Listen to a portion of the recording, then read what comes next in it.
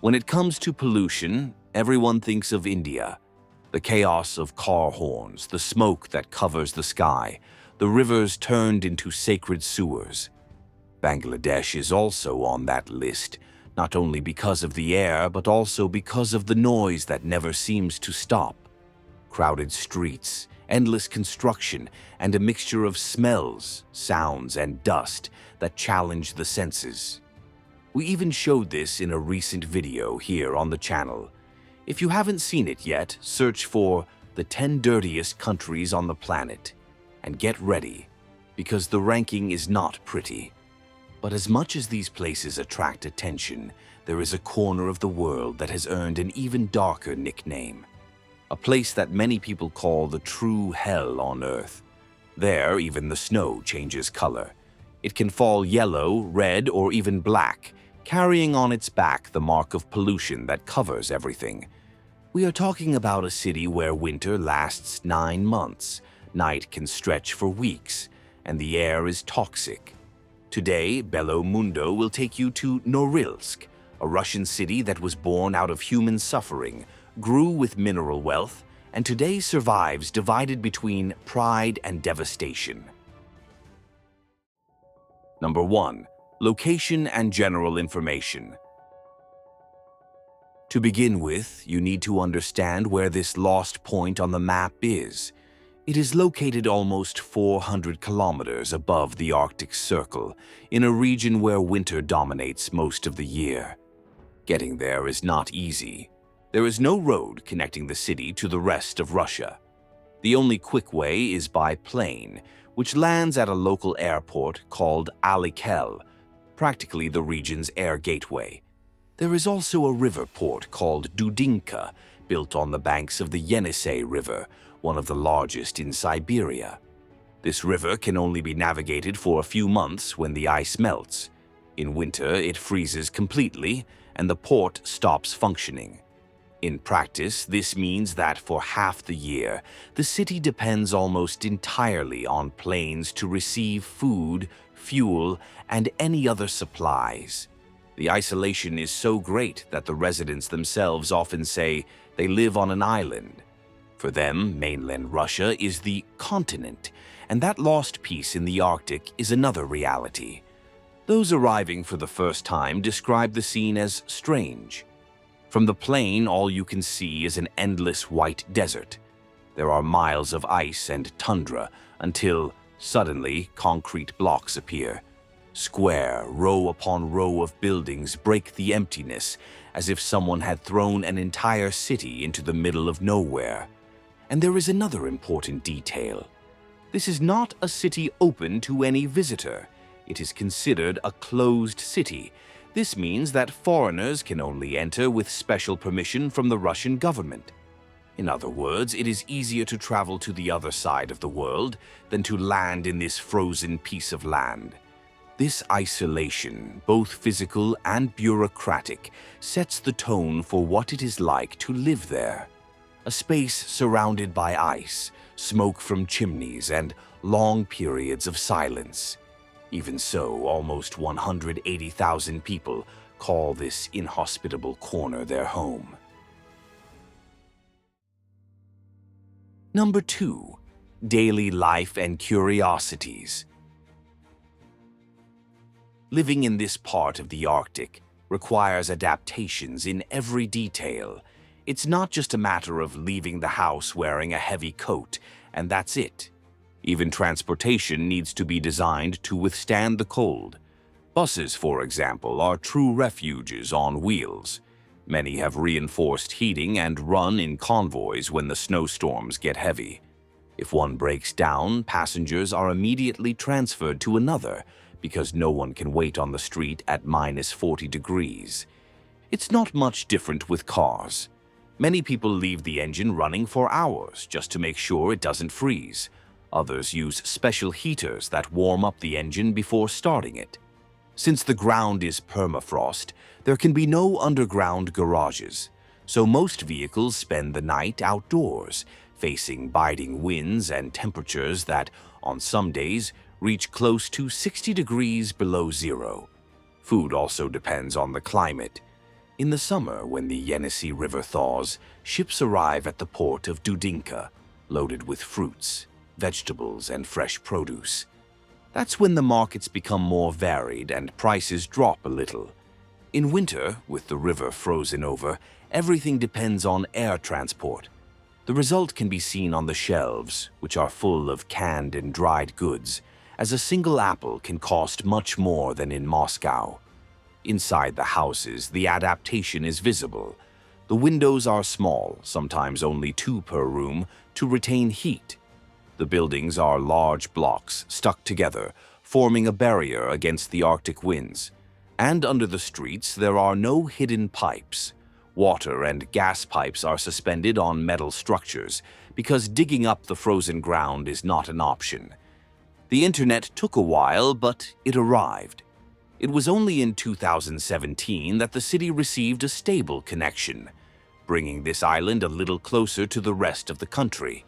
But just because the environment is hostile does not mean there is no leisure. There are theaters, cultural centers, and even sports clubs. One of the most curious is UMKA, a group dedicated to ice swimming. There, residents gather to dive into almost frozen lakes as a way to strengthen their bodies and minds. And when the polar night is over, the Hyro Festival takes place, a traditional celebration that marks the return of the sun.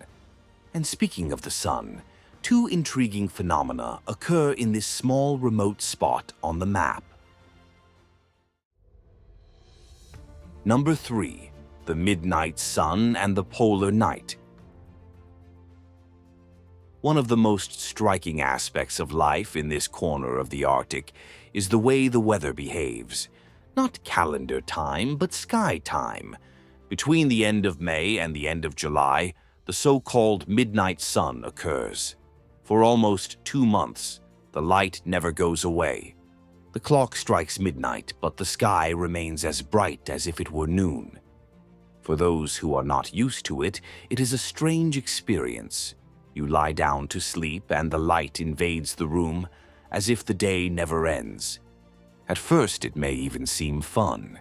You can go out for a walk at dawn without a flashlight, fish in lakes under the early morning sun, even play soccer at 2 in the morning.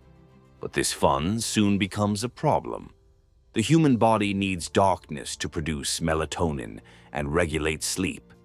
Without night, the body gets confused. Insomnia, fatigue, difficulty concentrating. That's why the houses there have thick curtains, almost like blackouts, to simulate darkness and give the body a chance to rest. And if on one side there is this excess of light, on the other comes the opposite extreme, the polar night. Between the end of November and mid-January, the sun disappears from the horizon. These are weeks of continuous darkness, with only a brief blue twilight in the middle of the afternoon, as if the sun had tried to rise but failed. This absence of light has profound effects. The body stops producing vitamin D, which is essential for bones and immunity. The mind also suffers, and it is no wonder that rates of depression, anxiety, and even alcohol dependence tend to be higher in these regions of prolonged darkness. To cope with this, residents have come up with solutions. Many take vitamin D supplements, others resort to phototherapy, sessions with special lamps that mimic sunlight and help the body maintain its balance. And then there is the strength of community life, clubs, cultural events, gatherings in indoor centers. This is the way they have found to avoid becoming too isolated during the long weeks of darkness. Deep down, life there is a dance between 2 extremes. Months of endless days when the light never gives respite, followed by months of nights that seem to never end. And in the midst of this, people adapt, create routines, invent rituals, and carry on living. The question many people ask is, who in their right mind would look at that frozen piece of the Arctic and think of founding a city there? The answer lies in the name Joseph Stalin.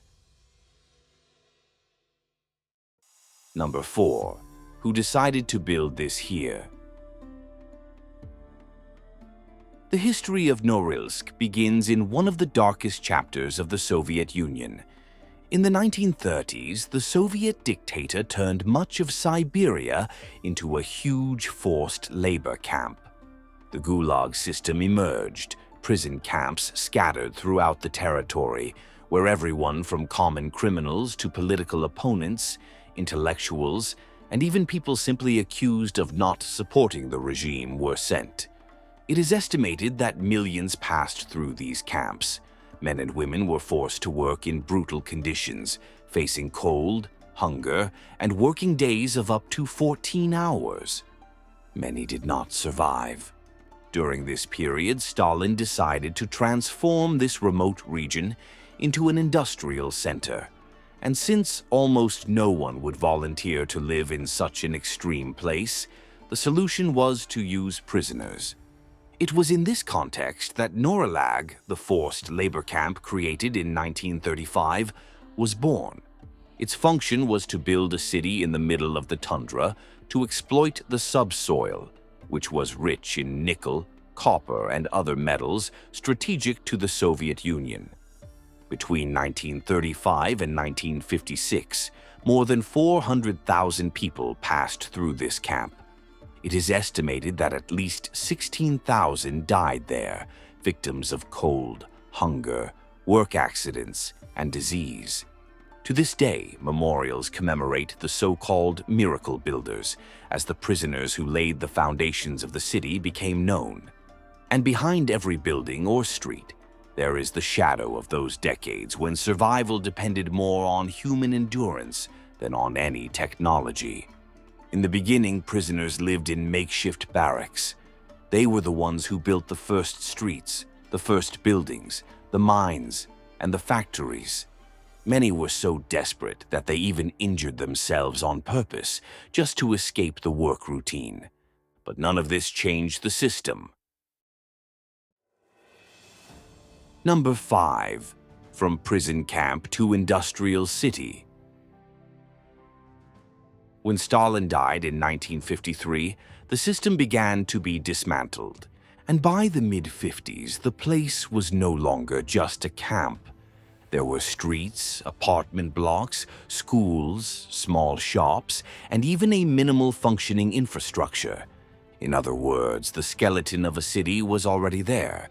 With the end of forced labor, some of the former prisoners remained, and new workers arrived, attracted by a very clear reason. The subsoil of that region was rich in metals. To exploit this treasure, Norilsk Nickel was created, a mining company founded during the Soviet era, initially state-owned, responsible for organizing all nickel, copper, and palladium mining. The company quickly became the heart of the city. It built hospitals, schools, and cultural centers. It kept transportation running, ensured supplies, and shaped urban life in the middle of the tundra. Practically everything revolved around the company. In the years that followed, with the fall of the Soviet Union, Norilsk Nickel became Nornickel, today one of the largest private mining companies in the world. It alone employs tens of thousands of people in the region. Some surveys estimate up to 80,000 direct workers. It is no exaggeration to say that almost every family has someone connected to the company. And there is one detail that helps explain why so many people accept to live there. Salaries are often several times higher than in other parts of Russia. In some sectors, they are 5 or even 10 times higher than the national average. It is this money that compensates for the cold, isolation, and even pollution. Thus, what began as a forced labor camp ended up becoming a complete industrial city, structured by a company that, to this day, controls every aspect of local life. But what really earned the place its reputation as hell on earth was not the cold, nor the isolation, nor even its history. It was the pollution. Number 6. The pollution that turned Norilsk into hell on earth. The cold alone would make this place difficult to bear, But what turns the city into a veritable frozen hell is the air you breathe. Factories scattered throughout the region release thousands of tons of sulfur dioxide every year. When this gas comes into contact with moisture, it turns into acid rain, and that is what destroyed virtually all the surrounding vegetation. Today, anyone who leaves the urban area finds a landscape of dry branches, broken trunks, and gray, lifeless earth. It is as if the world outside had been burned from the inside out. In winter, everything gets even worse. The cold air creates a kind of invisible lid that holds the smoke close to the ground. The entire city wakes up covered in a thick fog that stings the eyes and scratches the throat. And even indoors, with the windows closed, residents report that the metallic smell is still present. But it doesn't stop there. On snowy days, the flakes that fall from the sky are not exactly white. Depending on the direction of the wind, they arrive tinged with yellow, red, or even black. It's soot, it's metal dust, it's pure pollution falling from the sky. And industrial accidents only make the situation worse. In 2016, one of the region's rivers, the Dal de Khan, turned red as blood after a spill. The images went around the world. It was as if someone had thrown scarlet paint in the middle of the Arctic. But perhaps the most famous case of all happened in 2020. A fuel tank at an industrial plant collapsed, and more than 20,000 tons of diesel fuel leaked directly onto the frozen ground. The fuel flowed into the Ambarnaya River, a freshwater river that cuts through the tundra region around Norilsk and flows into Lake Piasino, one of the largest water reserves in the Russian Arctic. Images of the red, viscous water were seen around the world. The tragedy was so serious that Vladimir Putin, the president of Russia, appeared live on television to demand explanations from the mining company's directors. He immediately declared a state of environmental emergency. The government classified the disaster as one of the worst in the history of the Arctic. But perhaps the worst is underfoot. The city was built on permafrost, that layer of soil that should remain frozen forever. However, global warming is causing this underground ice to melt. When this happens, buildings sink, crack, or collapse. This is what helped cause the diesel disaster in 2020. It is as if the ground itself is warning that it can no longer hold. Here, the cold is not the only enemy. It is not only the temperature that kills, but also the air, the water, and the soil itself. A true environmental collapse in slow motion. Number 7. Difficulties. For many people, living in this frozen part of the Arctic has become a source of pride. It's like a medal. Proof that you can thrive in a place where most people wouldn't last a week. But life there is far from simple. It's not just the extreme cold that makes it difficult. There are several challenges that add up in everyday life. The first is isolation. Getting out of there is expensive. A plane ticket to Moscow or St. Petersburg can take away a good part of an ordinary worker's salary. And it's not just the trip that weighs heavily. Everything that comes from outside is also more expensive. During the winter, when the port of Dudinka freezes over, practically everything has to be transported by plane. Then fruits, vegetables, and fresh produce become luxury items. The second problem is health. The city does have modern hospitals and qualified doctors, but it lacks the infrastructure to repair the damage caused by years and years of heavy pollution. Life expectancy remains below the national average, and even though there are official programs, such as the Clean Air Plan, the reduction of pollution is slow. Another ghost haunts the ground: permafrost. This layer of eternal ice is melting due to climate change, and when the ice disappears, the ground gives way. Buildings crack, roads sink, industrial tanks become unstable. The disaster of 2020 with the diesel spill was a clear warning that the ground itself is no longer as firm as it once was. The future, therefore, is uncertain. Perhaps the city will be able to modernize, reduce pollution, reinforce its foundations, and continue to be a vital mining center for Russia. But there is also the possibility of collapse, either due to accumulated contamination or melting soil. Meanwhile, those who live there continue to balance between the pride of resistance and the fear that one day it will all collapse. And so we end our journey. After seeing all this, would you consider living in Earth's frozen hell in exchange for a higher salary? Or would you rather not even go near this piece of ice lost in the Arctic? Tell us in the comments. We love to hear what you think. Thank you for joining us on another trip with Bello Mundo. See you at the next destination. Until then,